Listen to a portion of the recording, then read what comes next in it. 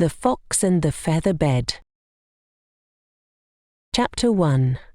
A Restless Little Fox. The moon hung like a silver lantern in the night sky, casting a soft glow over the quiet forest. The trees swayed gently, their leaves whispering secrets to the wind, while tiny fireflies flickered like scattered stars in the underbrush. It was the kind of night that made most creatures curl up and sigh with contentment, but not Flick. Flick was a little fox with fur as bright as autumn leaves and a tail that never stopped twitching. He had a curious nose that led him into mischief and ears that perked up at every rustle and chirp.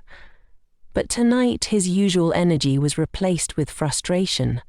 No matter how he turned, wriggled, or tucked his paws beneath him, he couldn't get comfortable. First, he tried a patch of grass beneath an old oak tree. It looked soft enough, but the moment he lay down, a hidden root poked his side. Oof! He rolled over, only for a prickly weed to tickle his ear. Achoo! The grass was too scratchy, and the earth beneath it was hard and cold. Next, he padded over to a hollow log, where the air smelled of damp wood and earth. This must be better, he thought, wiggling inside. But the log was too narrow, and his tail kept getting squished.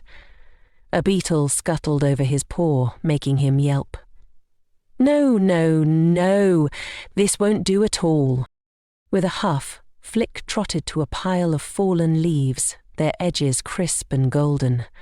He circled 3 times, as foxes do, then flopped down. Crunch, crinkle, rustle. The leaves crackled loudly with every tiny movement. A nearby squirrel, curled in its own nest, peeked out and giggled. Trying to sleep there, Flick? You sound like a stomping bear. Flick's ears drooped. I just want somewhere soft, he mumbled. Somewhere as cozy as Mamma's fur when she tucks me in. But Mamma Fox was away tonight, hunting in the deeper woods, and Flick missed her warmth. He wandered farther, past a babbling brook where the water sang a sleepy song.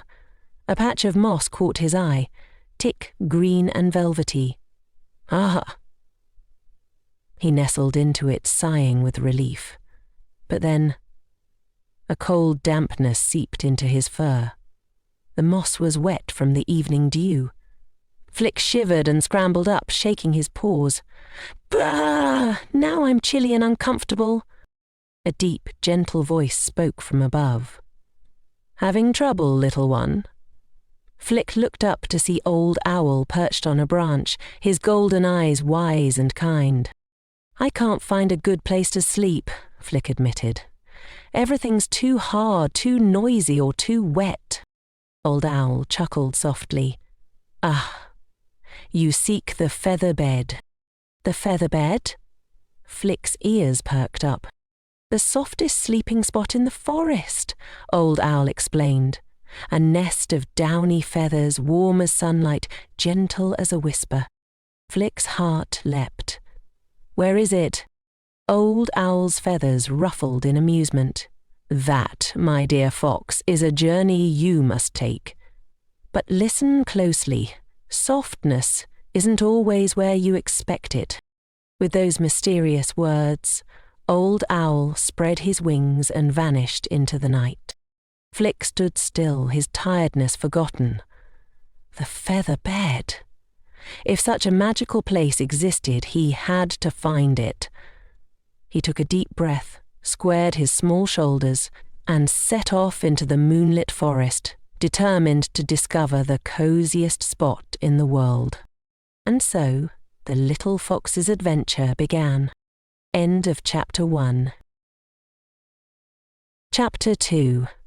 The Search Begins. Flick trotted through the moonlit forest, his paws whispering against the damp earth.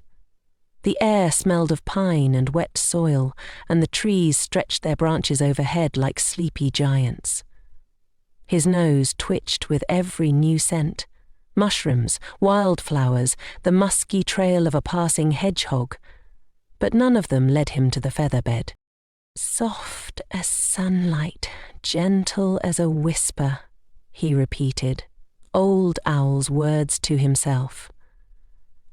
But where do I start? First attempt. The pile of fallen leaves. A gust of wind sent a flurry of golden leaves tumbling across his path. They landed in a heap, crisp and inviting. Maybe this is it.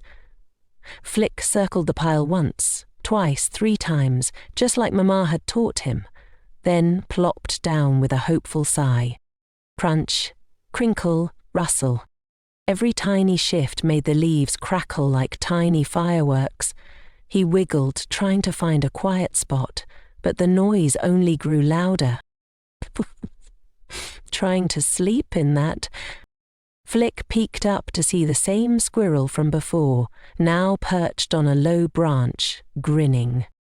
It's not that noisy, Flick grumbled, but as he rolled over, crack, crack nap. A particularly loud leaf made him jump. The squirrel giggled. Sounds like a rabbit tap dancing. You'll never rest in there. Flick's ears drooped. But it looked soft. Soft, yes. Silent? Not even close. The squirrel flicked her tail. Keep looking, little fox. With a sigh, Flick stood up, shaking off bits of leaf. The feather bed was still out there somewhere. Second attempt. The patch of velvet moss. A little farther on, he spotted a thick cushion of moss, glowing emerald green in the moonlight. It looked like the forest's own little pillow. This has to be better. He pressed a paw against it. Cool. Damp, but maybe if he curled up tight, his own fur would keep him warm. Flick nestled in, tucking his nose under his tail. For a moment it was perfect. Quiet, cushioned, peaceful. Then, drip, drip, drip. A slow trickle of water seeped through the moss, chilling his belly. He shivered. Oh no. Not soft enough for you. A croaky voice spoke from nearby. A fat, grumpy-looking frog sat on a rock, blinking at him. It's wet, Flick admitted, shaking a paw. Of course it's wet, the frog said. Moss loves shade and dew. You want dry. Try the sunny spots. Flick glanced around. The trees were too thick here, no sunlight reached the ground at night. But Old Owl said the featherbed is the softest place in the forest. Have you seen it? The frog puffed out his cheeks. Feathers mean birds. Try the riverbank. Geese leave fluff everywhere. A glimmer of hope. Flick's tired legs carried him toward the faint gurgle of the stream. The trees thinned, and the moonlight spilled silver across the water. And there, caught on a twig, was a single downy feather. A clue! Flick's heart leaped. He reached for it. Whoosh! A sudden breeze snatched the feather, sending it twirling into the air. No, come back! Flick scrambled after it, paws slipping on the slick stones. The feather danced just out of reach, twirling like a tiny dancer before landing. Plop! Right in the water. Oh no! Flick stretched as far as he dared, but the current carried the feather away. His shoulders slumped. Now what? Looking for feathers, little fox. Flick turned. A mother goose stood on the bank, her white feathers glowing in the moonlight. Yes, Flick burst out. I need to find the feather bed, the softest place to sleep. The goose chuckled, her wings rustling. Feathers don't stay in one place, silly thing. They fly, they float. But if you follow them, they might lead you home. She nodded toward the treetops. Look up. Flick tilted his head. High above, nestled in the branches of the tallest oak, was a shadowy shape, round, woven and lined with something pale and fluffy. The nest. His breath caught. That had to be the featherbed, But how do I get up there? He whispered. The goose gave him a knowing look. That's the adventure, isn't it? And with that she paddled into the stream, leaving Flick staring up, up, up at the impossible height of the tree. End of Chapter 2. Chapter 3. The Feathery Clue. Flick stood at the base of the towering oak, his neck craned so far back his ears nearly touched his shoulders. The nest loomed high above, a shadowy bowl woven into the crook of the branches, its edges glowing faintly where moonlight caught stray feathers. It looked impossibly far away, and impossibly soft. "Foxes don't climb trees," he muttered, digging his claws into the bark as if testing its strength. A few crumbles of dirt broke loose under his paws. But maybe just a little. He took a deep breath, bunched his muscles, and leapt, only to slide right back down, his belly scraping against the rough bark. Whoof! He landed in a heap, tail bristling with frustration. A giggle floated down from above. The squirrel from earlier dangled upside down from a branch, her bushy tail twitching. "Need a lift," ground paws. Flick scowled. "I can climb. I just haven't practiced much." The squirrel flicked upright and scampered lower. "That nest is way up there. Even I get dizzy thinking about it." She flicked an ear. "But I could help, if you're brave enough to hold on." Flick's eyes widened. "Really?" The squirrel puffed out her chest. "Sure, but no wiggling, and no screaming." She shot him a sly look. "Unless you're scared." "I'm not scared," Flick lied, his tail puffing up. "The climb." Gritting his teeth, Flick clambered onto the squirrel's back, clinging to her fur like a burr. "Don't drop me," he whispered. "No promises," she chirped, then launched upward. Flick squeezed his eyes shut as the world lurched beneath him. Bark rushed past, branches snagged at his tail, and the ground fell away terrifyingly fast. His stomach somersaulted. Too high, too high, too... "Open your eyes, Fox," the squirrel called. Flick dared a peek and gasped. The forest sprawled below like a patchwork quilt of shadows and silver. The river curled like a ribbon, the mossy patches were emerald smudges, and the wind carried the scent of pine and distant rain. It was beautiful. Then the squirrel hit a wobbly branch. "Oh, what? Oh, I'm..." The feather bed. With one final leap, they tumbled into the nest, a perfect circle of twigs lined with a thick layer of downy feathers. Flick sank into it, up to his ears. Oh, it was heavenly. The feathers cradled him like a cloud, warm from the day's sun and softer than Mamma's fur.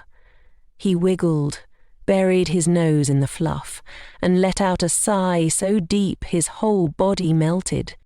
"Told you it was worth it," the squirrel said, grinning. But before Flick could thank her, a shadow blotted out the moon. "And just what are you doing in my nest?"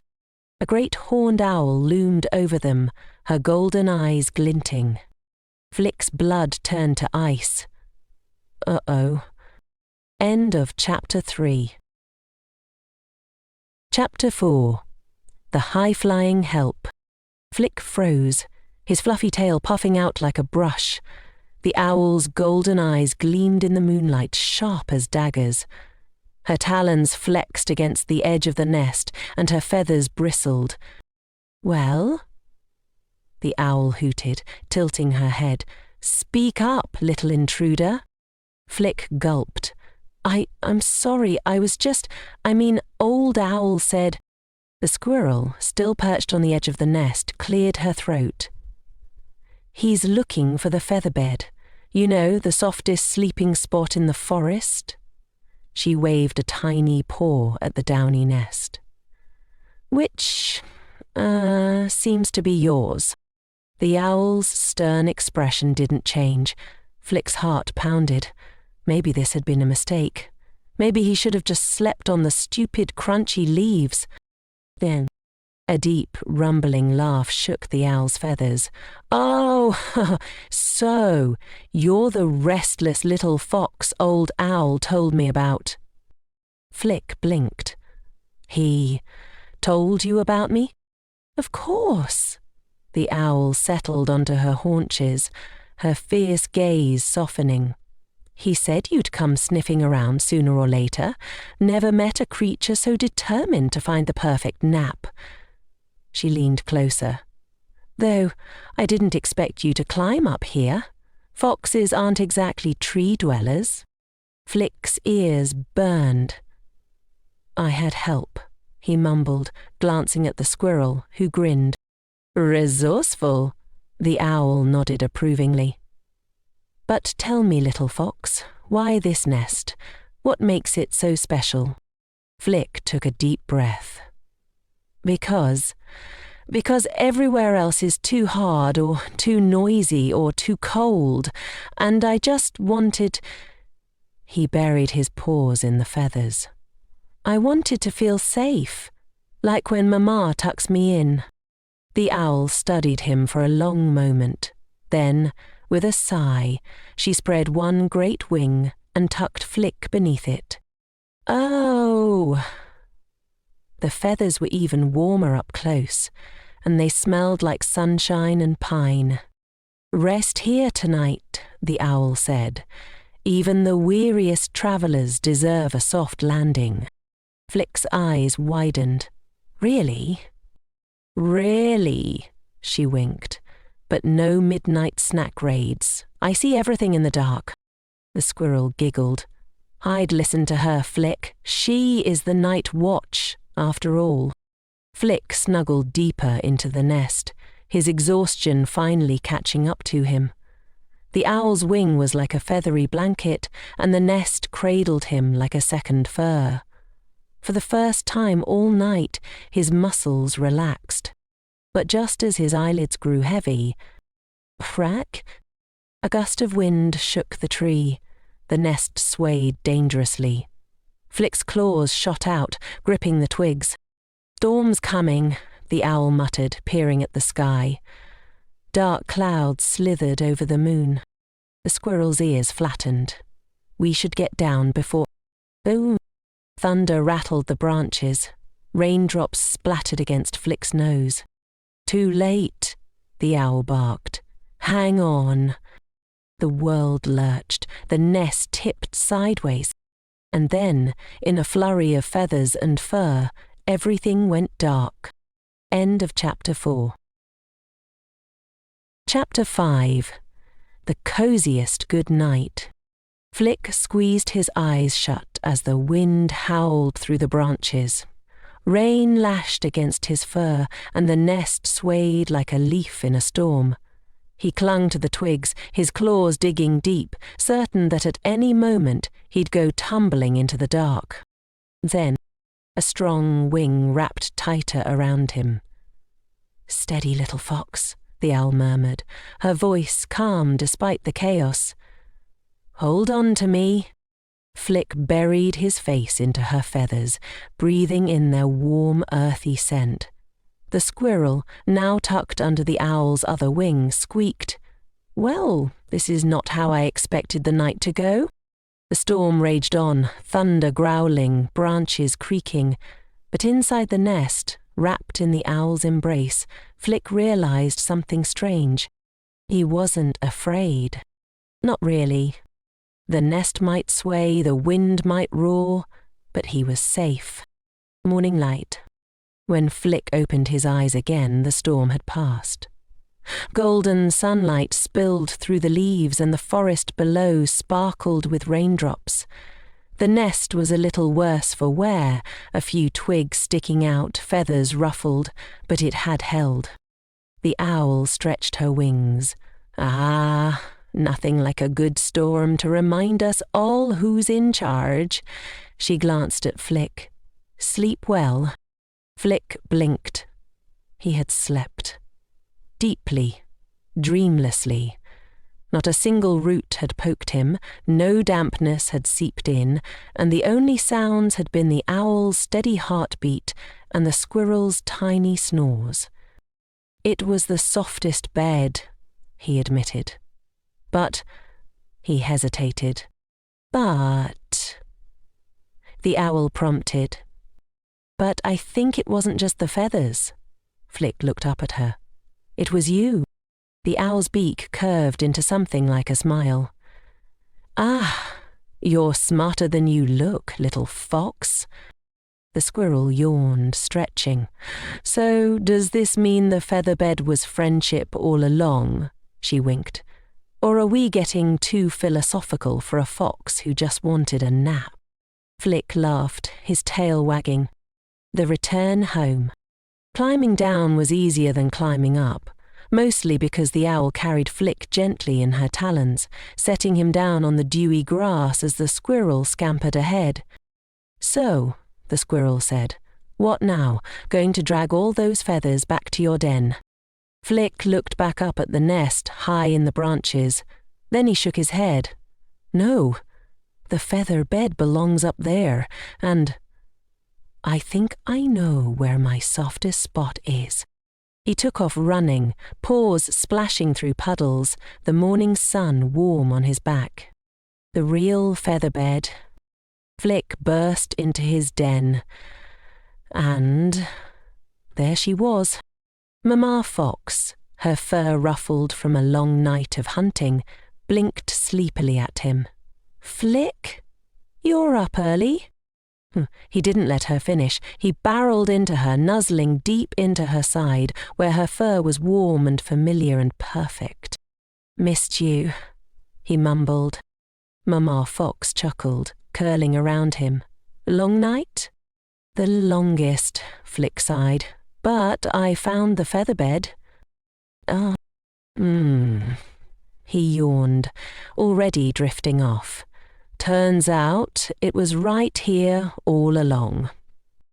And as Mamma Fox tucked her tail around him, Flick realized the real feather bed wasn't a place. It was home. End of chapter 5. The end.